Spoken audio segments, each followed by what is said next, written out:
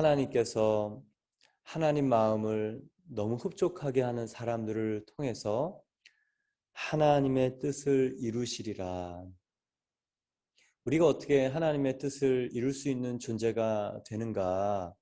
하나님 마음에 합한 생각을 하고 하나님 마음에 합한 결정과 행동으로 주님 앞에 설 때 우리는 할 수 없는 하나님의 뜻이 나를 통해 나타난다라는 것입니다. 이스라엘의 왕은 우리가 기억할 만한 세 왕이 있었습니다. 똑같이 사울도 40년, 다윗도 40년, 솔로몬도 40년 이렇게 통치했죠. 사울은 하나님께 마음이 없었던 사람이고 다윗은 하나님의 마음을 품고자 했던 사람입니다. 그리고 그 마음은 솔로몬에게 이어져서 하나님의 마음을 품었죠. 그 솔로몬의 지혜를 갖게 된 이유는 솔로몬이 그렇게 얘기합니다. 기브온에서 1000번제를 드리고 하나님께서 나타나서 내가 내게 무엇을 줄까? 하나님께서 말씀하실 때 솔로몬이 주의 백성을 주님의 선악의 기준으로 다스리고 싶습니다. 하나님의 백성, 하나님의 기준, 그리고 하나님의 나라를 보고 싶다라는 이 구약에 먼저 그 나라와 의를 구하고자 했던 그 마음. 하나님께서는 그 마음을 가지고 있는 사람에게 지혜와 그리고 기름 부으심과 그리고 생명과 또 사람들을 살릴 능력과 그리고 은혜를 주셔서 하나님의 나라를 펼쳐내십니다. 이 아침에 저희가 하나님, 저희가 그 마음 갖기를 원합니다. 다윗에게 있었던 그 마음, 그리고 솔로몬의 통치 초기, 적어도 이 젊은 날의 솔로몬은 하나님의 뜻, 하나님의 나라, 하나님이 하실 일들을 내 주변의 사람들과 내가 만나는 많은 사람들에게 보여주고 싶었던 이 거룩한 마음들 있었는데 저희에게 그 마음을 주십시오. 이 아침에 기도할 때 하나님이 정말 기뻐하실 줄 믿습니다. 무심, 전심, 반심. 사울 왕은 무심, 다윗은 전심, 그리고 솔로몬은 반심. 끝까지 가는 게 참 중요한데요. 오늘 이 요한, 세례 요한이 끝까지 충성하는 사람으로 나옵니다. 어제 본문에 내 뜻을 이루리라. 하나님 마음에 합한 사람을 통해서 하나님 뜻을 이루시는데 그 뜻이 무엇이냐? 하나님의 주권적이고 절대적인 뜻, 바로 구원자 예수를 우리 사람에게 보내어 주시는 것입니다. 그 예수님은 어떤 분이신가? 약속하신 대로 그 사람의 후손으로 오신 분.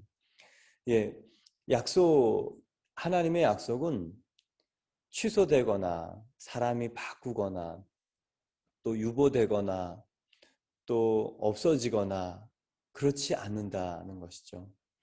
하나님께서 이 절대적인 주님의 뜻을 통해서 우리에게 보내주신 그 하나님의 그 결심, 열심, 그분이 바로 예수 그리스도라는 것을 어제 설명해 주셨고, 또한 그분은 구원자다라는 것이 어제 사도 바울의 메시지였습니다.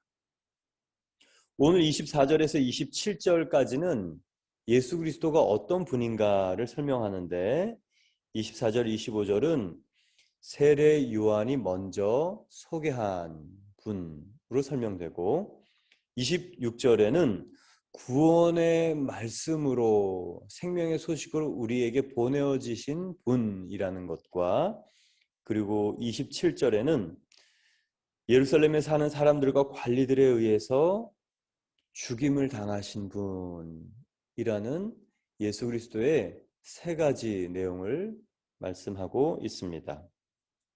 먼저 24절, 25절을 보면 그가 오시기에 앞서 요한이 먼저 회개의 세례를 이스라엘 모든 백성에게 전파하니라. 세례 요한을 통해서 예수 그리스도가 전파되었다. 예수님은 그냥 한순간에 오신 분이 아니고 갑자기 나타난 분이 아니고 구약에 계속적으로 말씀하신 분이고 그리고 400년의 말라기 이후에 선지자가 없는 그 공백기 이후에 정말 강력한 선지자 세례 요한을 통해서 예수님이 오신다라는 것을 알렸던 사람들 마음에 알렸던 그래서 핑계치 못하도록 또 못 들었다 얘기 못하도록 그리고 무엇보다 그 사인과 경고를 미리 주시면서 마음의 준비를 할 수 있도록 하나님께서 우리 사람들에게 보내신 배려가 바로 세례 요한입니다. 세례 요한을 보낸 목적은 예수님을 받아들이게 하기 위해서죠. 오늘 세례 요한을 보면서 주요하게 보게 되는 단어는 앞서, 먼저, 모든 백성에게 전파했다.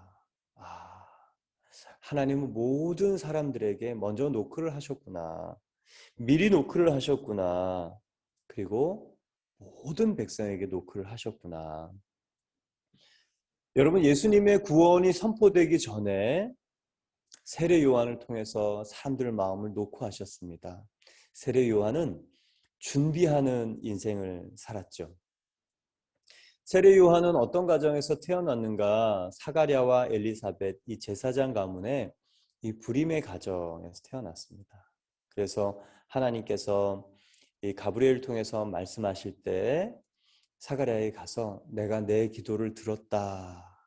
불임 가정에 그 자녀가 없는 그 기도를 들었다라는 하나님이 기도를 응답하시는 들으시고 응답하시는 분인 것을 말씀하시고 그리고 하나님의 기도 응답에는 단순히 우리가 원하는 것뿐만 아니라 하나님께서 그 기도에 응답하시는 더 큰 목적을 설명해 주셨습니다.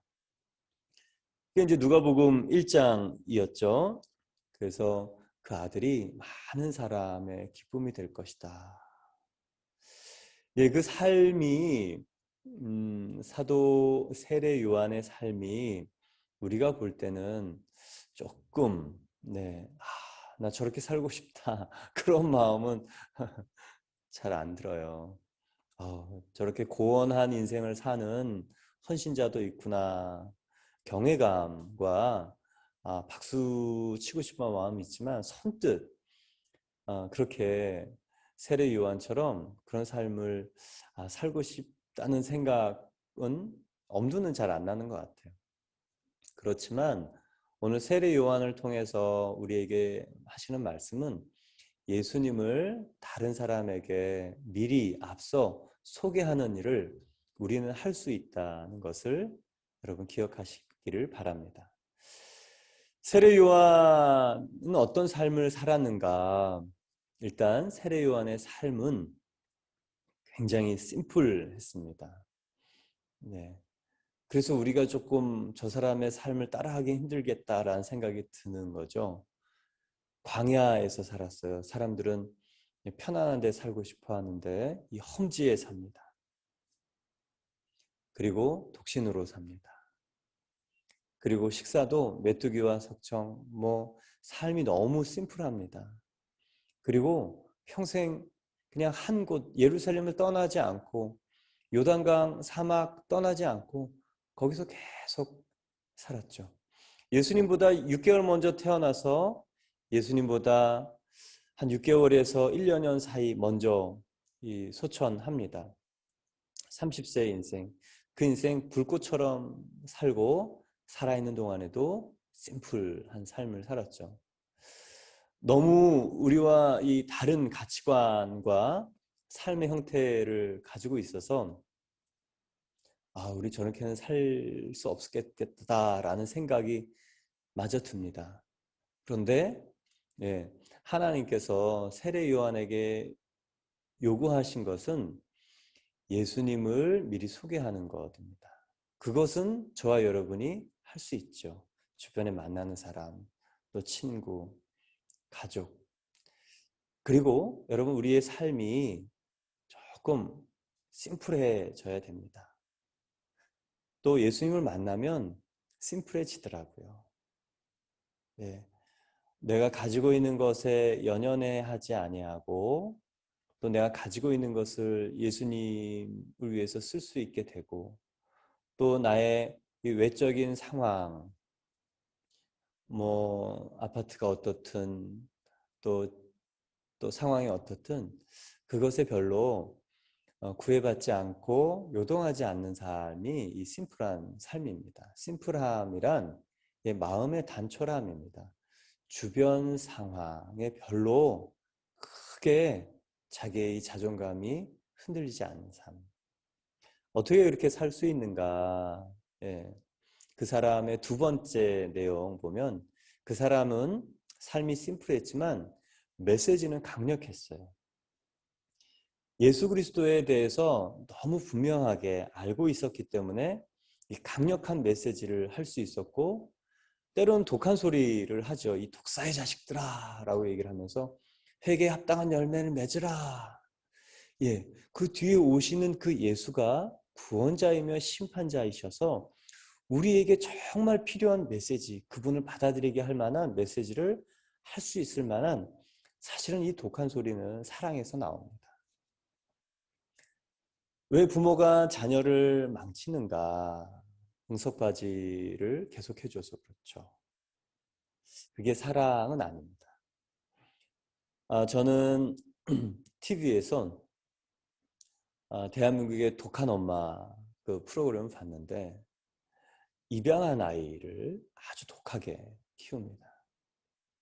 입양한 아이가 신체가 불편한 아이였어요.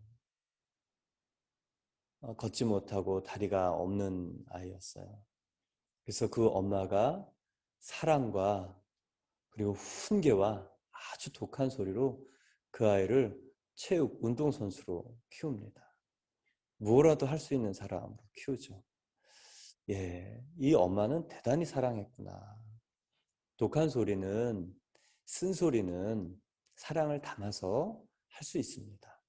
그리고 사랑에 담긴 쓴소리가 사람을 변화시키고 또 바른 길로 가게 하는 것이죠. 예, 이렇게 메시지가 강력했기 때문에 그 사람은 그걸 믿었기 때문에 그 확신 때문에 심플한 삶을 살 수 있었습니다. 또한 이 누가복음 1장을 보면 세례 요한은 이 기름 부으심이 있었어요. 한번 보겠습니다. 누가복음 1장 15절. 이는 그가 주 앞에 큰 자가 되며 포도주나 독한 술을 마시지 아니하며 모태로부터 성령의 충만함을 받아 이스라엘 자손을 주 곧 그들의 하나님께로 많이 돌아오게 하겠습니다. 그가 또 엘리야의 심령과 능력으로 주 앞에 먼저 와서 아버지의 마음을 자식에게 거스르는 자를 의인의 슬기에 돌아오게 하고 주를 위하여 세운 백성을 준비하리라. 준비하는 인생이 꼭 필요한 세 번째는 무엇이냐? 기름 부으심이라는 것을 발견하게 됩니다. 15절에는 성령의 충만함을 모태에서부터 받았다고 얘기합니다. 17절에는 엘리야의 심령, 엘리야의 감동과 엘리야의 능력이 머물어서 함께했던 사람이다.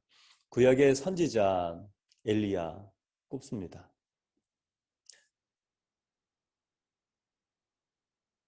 엘리야의 이 기름 부으심을 가지고 했던 일은 아버지의 마음을 자식에게 주었다. 이 얘기는 무엇이냐? 이스라엘의 선조들의 하나님을 경외하는 믿음, 하나님을 사랑하는 믿음을 이 패역한 세대, 이 바리새인들, 서기관들, 또 사내들인 공의원들, 형식만 있고 마음이 없는 사람들에게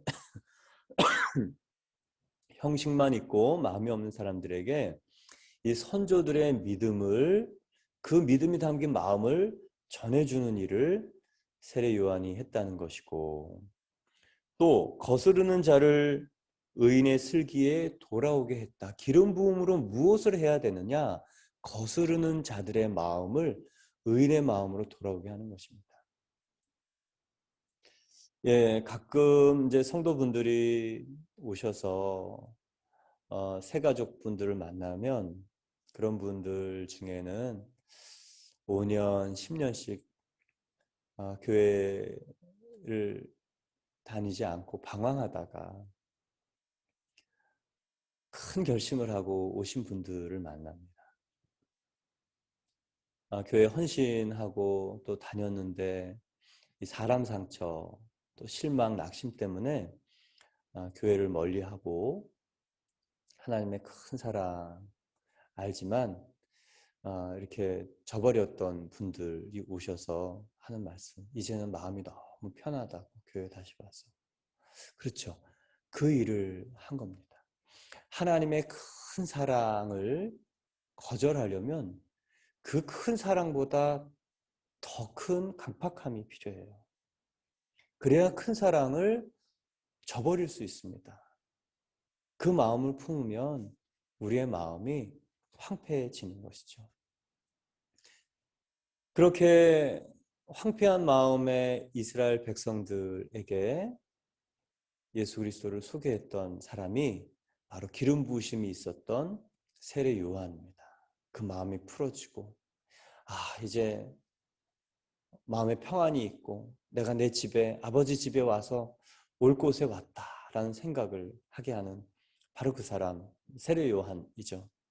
우리가 알듯이 그렇게 독한 소리만 한 게 아니고 그 독한 소리를 통해서 하나님의 마음을 전해준 사람이 바로 세례 요한입니다. 세례 요한, 성령의 기름 부으심이 있었다라는 것인데요. 이 사람은 그 기름 부으심을 유지하고 관리했던 사람입니다. 어떻게 보냐면 15절에 보면 독한 술을 마시지 아니하며, 술에 지배받지 않았습니다. 성령의 지배를 받으려 삶을 유지하고 정돈했던 기름 부으심을 관리해 나갈 수 있는 사람인 것을 보죠. 오늘 세례 요한을 통해서 준비하는 인생, 저와 여러분이요, 이런 삶을 형태는 이렇게 살 수는 없어요. 저희가 광야, 요단강에서 낙타털옷 입고 메뚜기와 석청 그렇게 살 수는 없습니다. 그러나 온 유대와 예루살렘과 요단강 주변의 많은 사람들이 경각심과 또 회개와 하나님을 만날 수 있도록 저 여러분을 사용하실 수는 있습니다. 오늘 저 여러분이 이 세례 요한처럼 삶이 좀 심플해지고, 심플하다는 거 아까 말씀드렸어요. 마음의 상태입니다.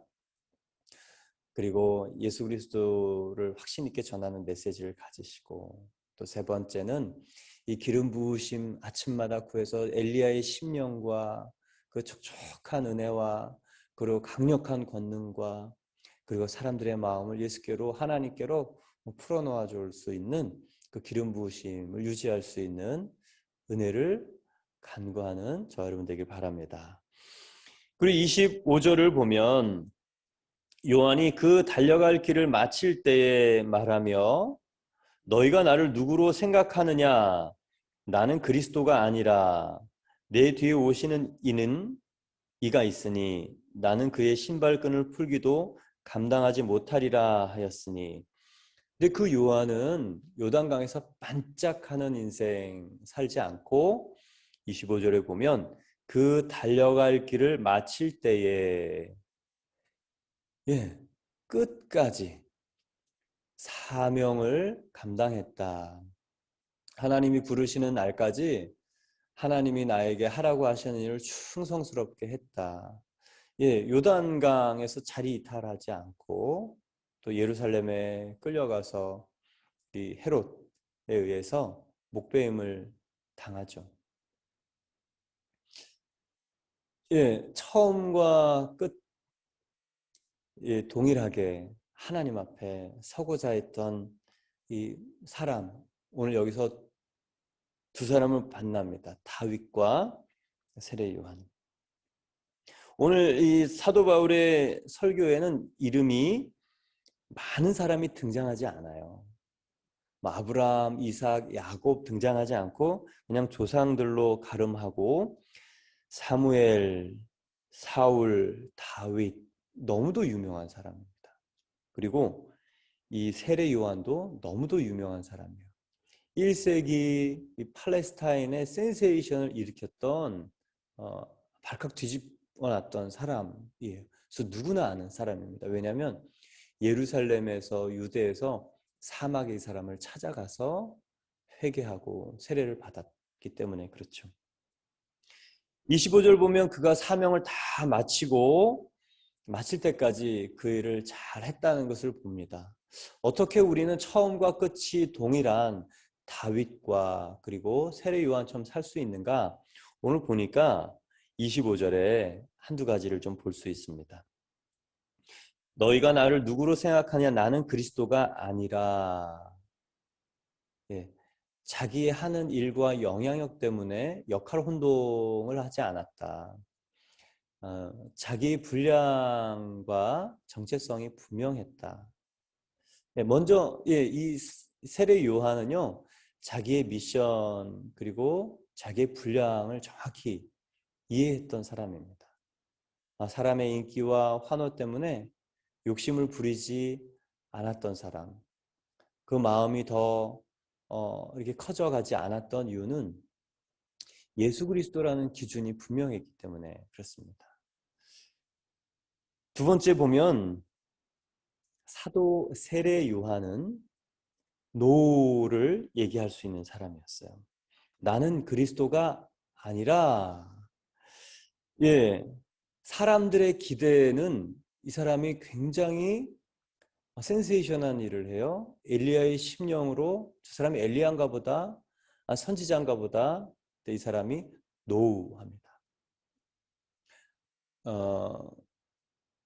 필요할 때 이 노라고 얘기할 수 있는 이 거부, 자기 거부, 사람들이 요구하는 대로 다 해주지 않고 아니라고 거부할 수 있는 이 용기와 기준과 또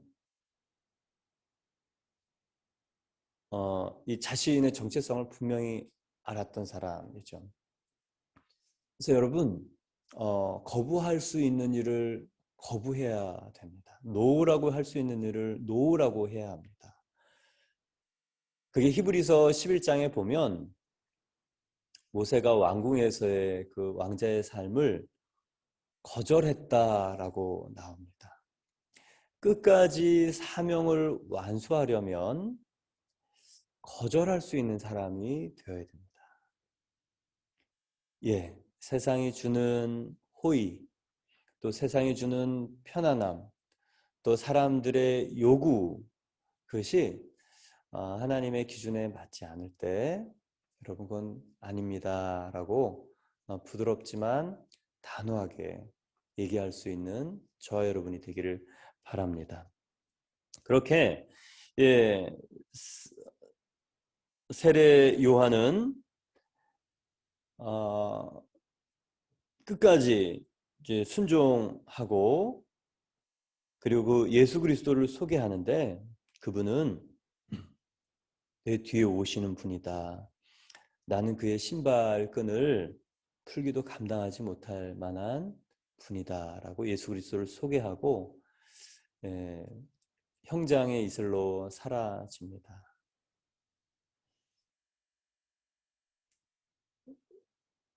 예, 우리도 언젠가 이 땅을 이렇게 떠납니다. 그래서 그때 떠날 때 아쉽거나 후회하지 않아야 될 것 같아요. 그래서 하나님 주신 사명, 너 거기서 뭐 했니? 그 땅에서 뭐 했니? 이 사명. 그리고 내가 너와 함께 붙여주고 보내어준 사람들 어떻게 했니? 일과 관계에 대한 분명한 질문을 하실 때, 저 여러분이 쭈뼛거리지 않고 잘 대답할 수 있기를 바라요. 이 두 개가 참 같이 잡기는 어려운 것 같은데 하나님이 어느 하나도 포기하지 말라고 하시죠. 관계를 통해서 사명을 나타내고 또 사명을 통해서 관계를 예수 그리스도의 관계들을 만들어 가는 것입니다. 여러분의 가족들 여러분 더욱 사랑하고 또 그리스도의 본이 되어 여러분이 예수 그리스도의 통로, 가정의 구원의 통로 되기를 축원합니다. 그래서 여러분 때문에 가족, 친지, 친구들이 예수님 만나는 그 은혜가 1년 안에 저희 이 기간 안에 이렇게 볼 수 있어서 너무 기쁜 일이 있기를 축원합니다. 그러려면 예수님의 기준을 부드럽게 얘기해주고 또 예수님의 사랑으로 할 수 있는 두 가지를 잘 해야 됩니다. 예수 그리스도의 십자가는 수직축이 먼저 세워져야 수평축이 세워집니다.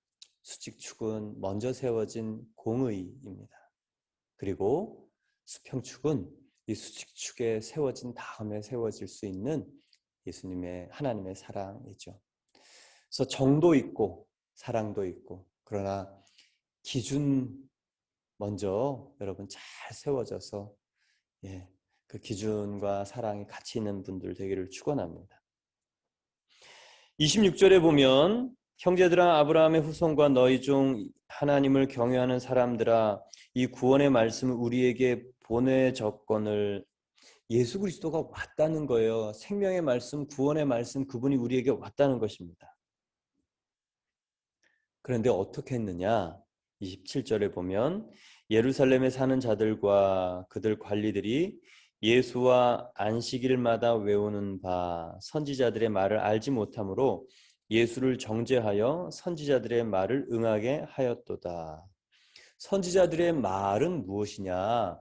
예수 그리스도께서 도살장에 끌려가는 어린 양처럼 죽임을 당할 것이라는 예수 그리스도의 죽음이 이루어졌다. 근데 예수님께서 왜 죽으시는가를 보면 이 관리들이 예수님을 몰라보는 것이죠. 왜냐?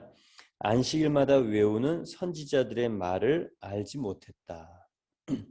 이 관리들, 바리새인, 또 서기관, 또 산헤드린 공의원들은 안식일마다 선지서, 율법서를 암송했습니다.